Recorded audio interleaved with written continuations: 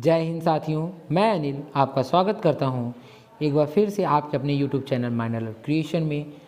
साथियों, मैं आपको सबसे पहले थैंक यू बोलना चाहता हूं कि आप लोगों के सपोर्ट से, आप लोगों के प्यार से हम लोग 100K तक पहुंच गए हैं और बारी है जैसे आप लोग शॉर्ट में प्यार दे रहे हैं उसी प्रकार वीडियोज़ में भी आप लोग प्यार दीजिए ताकि जल्दी से जल्दी हम लोग एक नए मुकाम और कीर्तिमान को स्थापित कर सकें। तो आज का हमारा टॉपिक है उसी क्रम में महाजनपदों का उदय राजनीतिक दशा पार्ट 2। पार्ट 1 चैनल में पहले से अपलोड है और पार्ट 2 आपका आज मैं स्टार्ट करने वाला हूँ। इसमें होंगे आपके 15 क्वेश्चन और हम लोग शुरू करते हैं पहले प्रश्न से। देखते हैं पहला प्रश्न क्या कह रहा है और प्रत्येक प्रश्न का आपको जो उत्तर मिलेगा वो सटीक मिलेगा और डिस्क्रिप्शन के साथ मिलेगा ताकि आप लोग अच्छे से तैयारी कर सकें किसी भी एग्ज़ाम की केबीसी के लिए। तो दोस्तों, आप लोग वीडियो को ज़्यादा से ज़्यादा शेयर करें ताकि मुझे सपोर्ट मिल सके। तो चलिए शुरू करते हैं वीडियो।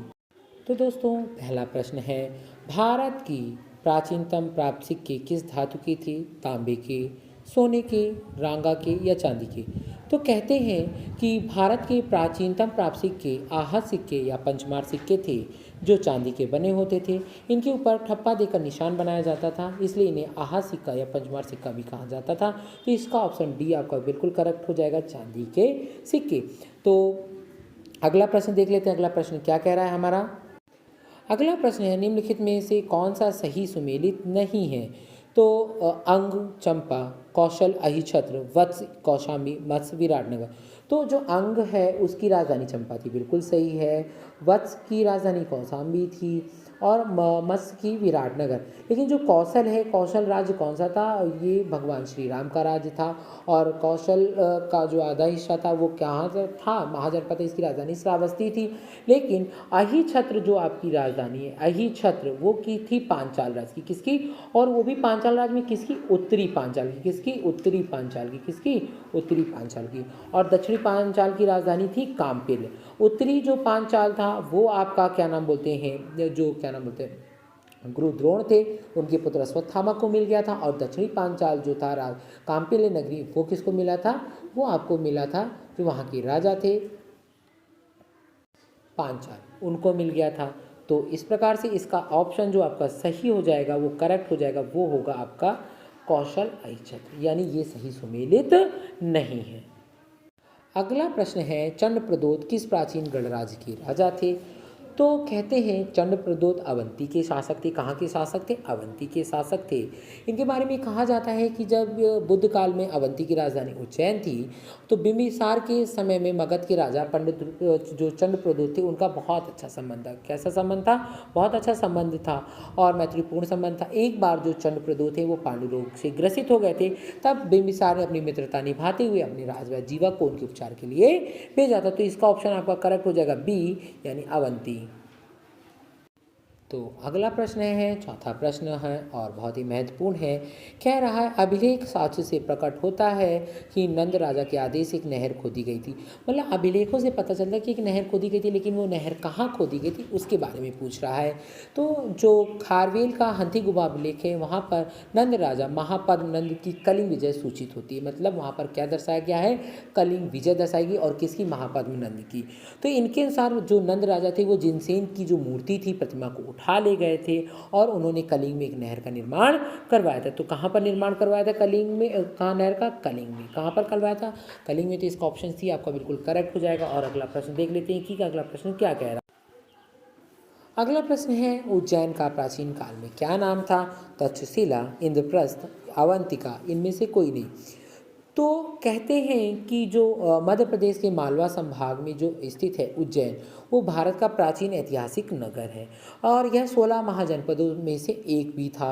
और उस समय जो अवंती था उसमें क्या नाम था? उसकी 2 राजधानियाँ थी। कितनी राजधानियाँ थी? यानी उत्तरी अवंती की राजधानी उज्जैन थी और दक्षिणी अवंती की राजधानी महिष्मती थी। तो अवंती को क्या कहा जाता था? अवंतिका भी कहा जाता था। यानी उज्जैन को क्या कहा जाता? अवंतिका। क्या कहा जाता? अवंतिका नगरी। क्या कहा जाता? अवंतिका नगरी। यानी 5वें का सी ऑप्शन बिल्कुल करेक्ट हो गया है। इस प्रकार से अगला प्रश्न देख।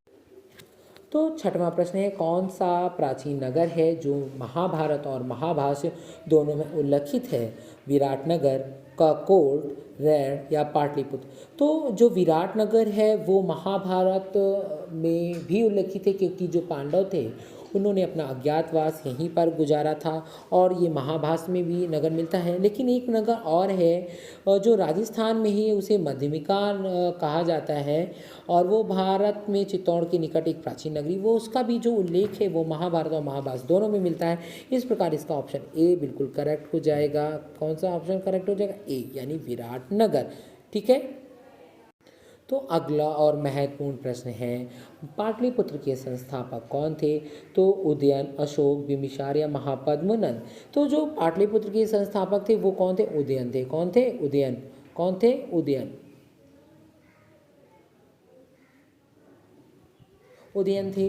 कहते हैं पाटलिपुत्र की स्थापना अजातशत्रु के उत्तराधिकारी उदयन ने गंगा और सोन नदी के संगम पर एक किला बनवाकर की थी। यहाँ पर किसका संगम है? गंगा और सोन नदी का संगम है। इसने मगध साम्राज्य की राजधानी राजगृह से पाटलिपुत्र स्थापित की थी। तो पहले जो मगध था उसकी राजधानी क्या थी? राजगृह। लेकिन अब क्या है? अब पाटलिपुत्र हो गई थी। यह नगर शिशु नागवंश, नंद वंश और मौर्य वंश की राजधानी भी रहा है। तो पाटलिपुत्र का इतिहास बहुत ज़्यादा बड़ा रहा है। ये मौर्य वंश की भी राजधानी थी, ये आपकी नंद वंश की भी राजधानी थी, और शिशु नागवंश की भी राजधानी थी। अगला और महत्वपूर्ण प्रश्न है, उदयन वासुदत्ता की दंतकथा संबंधित है। तो किससे संबंधित है? तो मैं इसके बारे में पहले थोड़ा सा बता देता हूँ। जो उदयन वासुदत्त की दंतकथा है वो उज्जैन से संबंधित है। तो किससे संबंधित है? उज्जैन से संबंधित है। इस कथा को महाकवि भास ने अपने नाटक स्वप्न वासुदत्तम में वर्णित किया। कौन सी नाटक? स्वप्न वासुदत्तम में वर्णित किया है। इस नाटक में वत्स नरेश, उदयन तथा अवंती नरेश प्रदोत की पुत्री वासुदत्ता की प्रेम कथा का वर्णन है। ये कथा उस समय की है जब उदयन उज्जैनी के कारागार में कहते, मतलब आप जब किसी को आपने कैद किया है अपने राज्य में, तो स्वाभाविक है अगर वो राजा है तो उसे प्रेम तो होगा ही, और प्रेम कहाँ से होगा? राजा की राजकुमारी से होगा। तो जो इस प्रकार की प्रेम कहानियाँ थी वो अमर हो गई, किताबों में लिखी गई हैं। तो हमें याद करना है कि कौन सा नाटक था? ये महाकवि भास का नाटक था। कौन सा? स्वप्न वासुदत्तम। तो कहाँ से संबंधित है? उज्जैन से। तो अगला प्रश्न देख लेते हैं। प्रश्न है अगला और महत्वपूर्ण प्रश्न कह रहा है, प्रथम मगध साम्राज्य का उत्कर्ष किस शताब्दी में हुआ? उत्कर्ष मतलब जो पहली बार था मगध साम्राज्य इतना शक्तिशाली कब हुआ था? तो जो ये है ईसा पूर्व 6वीं शताब्दी। कब था? 6वीं शताब्दी। ये चैप्टर ही है क्या नाम बोलते किस चीज़ का? राजनीतिक दशा 6वीं शताब्दी ईसा पूर्व।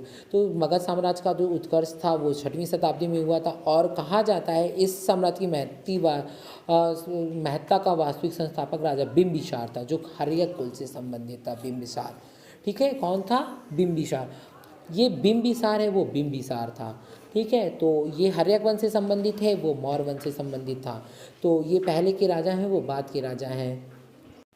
तो आखिरी इस वीडियो का प्रश्न है, इसका पार्ट अगला वाला जल्दी आपको मिलेगा, क्योंकि छोटे और थोड़े क्वेश्चन करने से बेनिफिट ये रहता है कि कम समय में आपको अधिक जानकारी मिल जाती है और वीडियो बड़ा नहीं होता तो आपको आलस नहीं आता है। तो आखिरी प्रश्न है, विश्व का पहला गणतंत्र वैशाली में किसके द्वारा स्थापित किया गया था? मौर्य, नंद, गुप्त या लिच्छवी। तो इसका आंसर हो जाएगा लिच्छवियों ने जो सबसे बड़ा और सबसे शक्तिशाली जो गणतंत्र था वो वैशाली स्थापित किया था, और जो लिच्छवी थे वज्रसंघ के सरप्रमुख भी थे। तो इसका ऑप्शन डी करेक्ट हो जाएगा, लिच्छवी।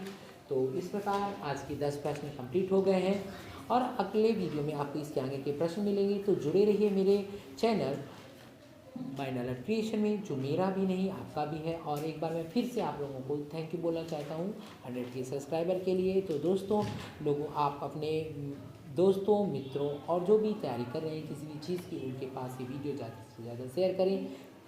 और इसी आशा के साथ आज बाय बाय। चलिए मिलते हैं अगले और नेक्स्ट वीडियो में।